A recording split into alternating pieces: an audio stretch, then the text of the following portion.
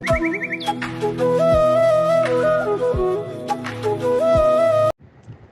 ராஜாக்கள் அதிகாரம் 4 வசனம் 8. பின்பு ஒரு நாள் எலிசா சூனேமுக்கு போயிருக்கும் போது அங்கே இருந்த கனம் பொருந்திய ஒரு ஸ்திரீ அவனை போஜனம் பண்ண வருந்தி கேட்டுக்கொண்டாள். அப்படியே அவன் பயணப்பட்டு வருகிற போதெல்லாம் போஜனம் பண்ணும்படி அங்கே வந்து தங்குவான். அன்பான தேவ பிள்ளைகளே, இந்த சூனேமின் ஸ்திரீ பணம் படைத்தவள். ஆனால் இவள் கர்த்தரையும் அவர் ஊழியக்காரரையும் மிகவும் நேசித்தவள். ஆகவே எலிசா தீர்க்கதரிசியை தன் வீட்டில் போஜனம் பண்ண வருந்தி அழைத்தாள். இன்று எலிசாவை விட பெரியவராகிய இயேசுவை நம் வாழ்க்கையில் போஜனம் பண்ண அழைக்கிறோமா?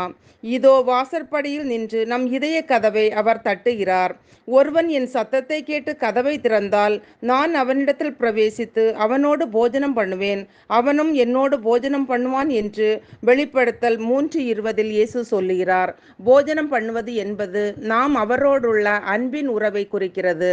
அன்பானவர்களே, பரிசுத்தவானாகிய எலிசா சூனேமின் ஸ்திரீயின் வீட்டில் தங்கினதால் பிள்ளையில்லாத அவள் குறை நீங்கி ஒரு குமாரனை பெற்றாள். ஆம், நம் அறை வீட்டில் இயேசு தங்கும்போது நம் குறைகள் நிவிர்த்தியாக்கப்படும். பிரியமானவர்களே, இன்று நம்மை பார்த்தும் கர்த்தர் உனக்கு நான் என்ன செய்ய வேண்டும் என கேட்கிறார். நாம் அவரிடத்தில் எங்களுக்கு பிள்ளைகளையும் ஆவிக்குரிய பிள்ளைகளையும் தாரும் என கேட்போமாக. ஜெபிப்போம். அன்பின் பரலோக பிதாவே, இந்த நாளுக்காகவும் இந்த சத்தத்தை கேட்கிற ஒவ்வொருவருக்காகவும் உமக்கு நன்றி அப்பா. சூனேமின் ஸ்திரீயின் மகன் வியாதிப்பட்டு மரித்தபோது எலிசாவிடமிருந்து அனல் பெற்று உயிரடைந்தது போல இன்று நாங்களும் பாவத்தினால் மரித்தவர்களாக காணப்படுகிறோம்.